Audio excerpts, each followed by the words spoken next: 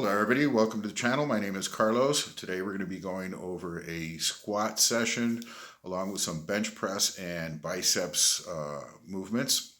So let's just get right into it. Today the leg session, squats.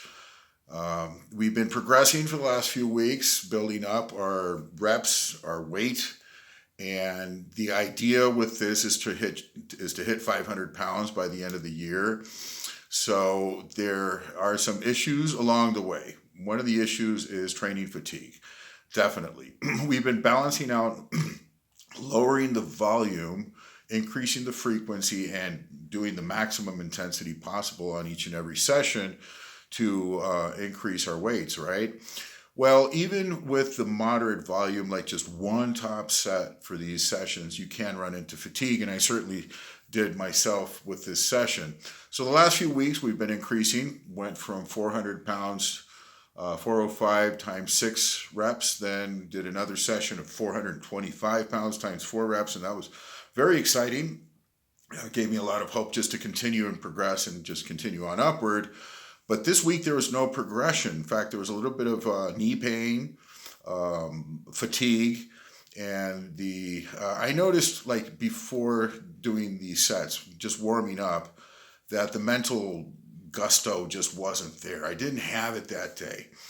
And well, I did it anyways, and only managed to get one rep with the 425 pounds. And my right knee started to bother me a little bit. So the diagnosis is fatigue, have to back off, and for 2 weeks I won't be squatting. I'll be doing accessory moves. I'll be doing hypertrophy moves like lunges and just other moves like machines and stuff like that until I am absolutely 100% recuperated to continue. These lifts can be very dangerous. If your mental energy is not there, if your focus is not to the point where you know that you're going to do a PR, you're just going to go above and beyond what you are capable of, then you can hurt yourself, because more than muscle, like, yeah, the body is always there. I mean, the muscle is there, right? What's needed is the activation up here. So if the adrenaline isn't there, if the willpower isn't there, if the overbounding energy, if you're like just bouncy and I can do this, if it's not there, those weights can be very difficult, if not dangerous. You can hurt yourself. Bar speed. When you do these heavy weights, they have to be attacked with a lot of momentum, not momentum, bar speed, right? You go down slow and then, you have to explode up, and that's all up here in the mental, right? So if it's, and I felt it on that rep, just doing it slowly, like, why am I doing this slow? Oh, you're trying to be careful. No, and then, exploding up, and just the energy wasn't there. And I said, well, no. This is a sign to back off. The last thing we want to do is to get injured. Though, an injury, especially a leg injury at this age and at this stage, can be devastating. I don't want any of that. Yet I do these things that can be considered dangerous.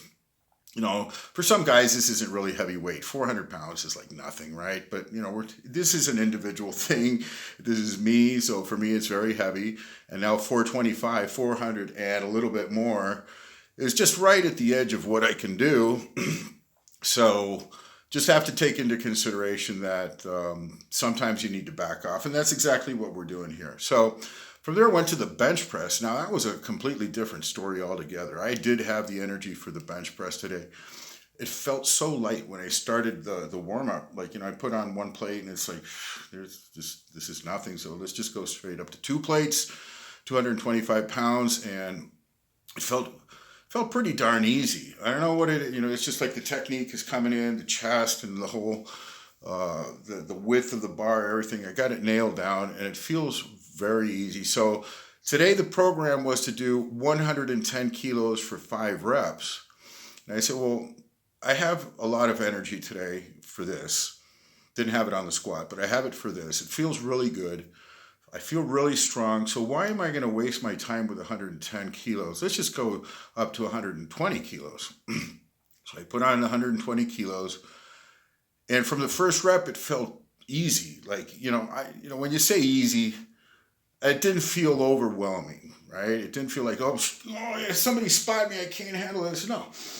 Okay, got another, one more rep, one more rep, one more rep. So I got 4. Very exciting. I hadn't done that in a long time. I think my PR for 275 is 6 reps. I know I got it. I know, like, either next session or a couple of weeks from now, I have that PR. So then I backed down with the 2 plates and just repped out. I haven't done that in a while. That was a lot of fun. Also, I hit 12 reps with that, which wasn't a PR. I had done that in the past. I've never done 13, but now I know I can do 13. It's so the strength is just coming right along, just building from one week to the next. And so, like, when one lift takes a hit, like the squat, not really strong on it, something happened, too much fatigue, it's just too much weight, you got to back off for a few weeks, do a deload. Then you can focus on other lifts that need attention. So in this case, it's the bench press. Really excited about that. Then we went over to the biceps curl.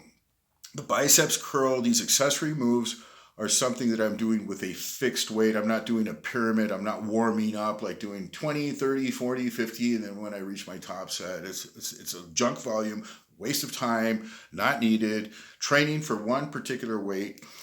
Because it's not like with the accessory, say with the bench press, you can't just start off with your maximum weight. You will hurt yourself. You have to pyramid up and you have to prime the lift. You have to prime your CNS to get up to that heavy weight. Now with the accessory moves, that's a different story.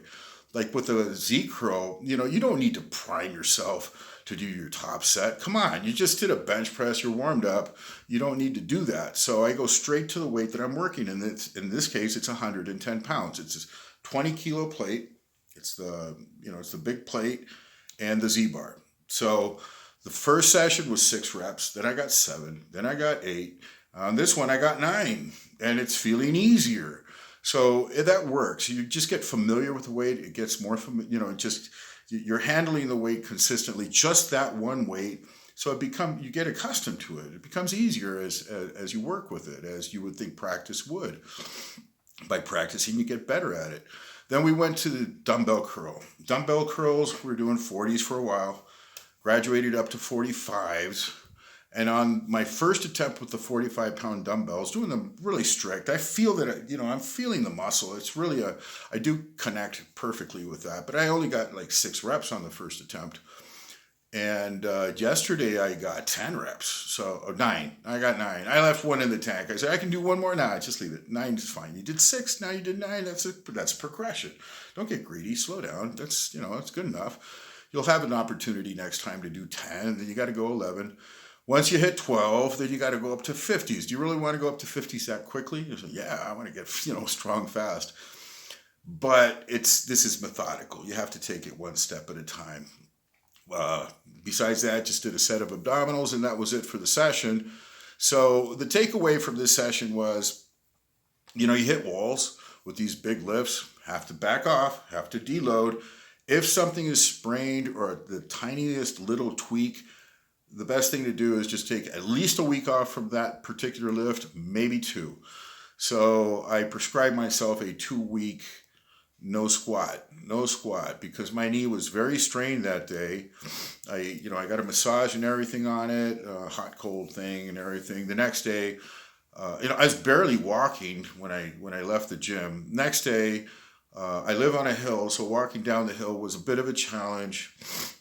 And then in the afternoon, I was fine. Like today, I feel it a little tiny bit, but I'm okay. I'm not like hobbling or anything. It's fine. So it'll be fine as long as I don't use it for a few days, right? So just backing off the squat. When I do go back to the squat, 425 times 5, man. It's, I don't want to think about it now because it creates lifting anxiety. Don't want that. Don't want to be anxious with this stuff. This has to be fun. Yeah, it is, like a job to me. I'm not making money off this or anything, but since my goal is to be the best I can be, this is more than a hobby to me. This is a fundamental anchor to everything most of the things I do in life. So it is very, very important. I take this very seriously. It's not just like an accessory to my life. This is very central. My body, my lifting, my, the health that I'm trying to achieve from this, the strength. All these things are exceedingly important. I made this thing very important to myself.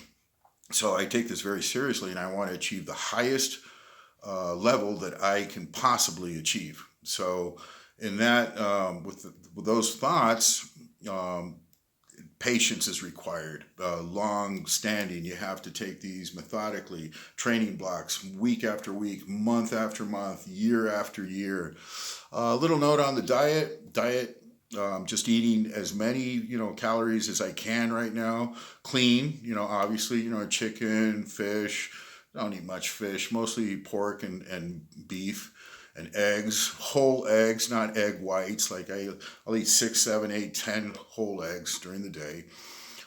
Plenty of bread, plenty of tortillas and stuff like that. Not too many refined foods, but I will include them. Some cheats, hamburgers, whatever. It's like at this stage, I'm just eating. Like I was on a diet last year for almost the entire year, very restricted, and so it's necessary to break away from that if you are that disciplined where you can hunker down for like 4 months on a calorie restriction and just do your macros and all that. You have to have time to be like completely away from that. So I'm eating as much as I can, being very careful of insulin resistance. I don't like inject insulin or anything like that. This is like bodybuilding terms of knowing that you're actually assimilating your food and you're not being resistant to sugars and that's not creating high sugar and like a pre-diabetic condition or anything like that, which can happen if you eat too much. If you pig out and overeat and stuff your face and you're just eating high refined carbs, over time you'll develop insulin resistance, and then your blood sugars will go up and all of that. So I'm careful of that. I'm wary of everything.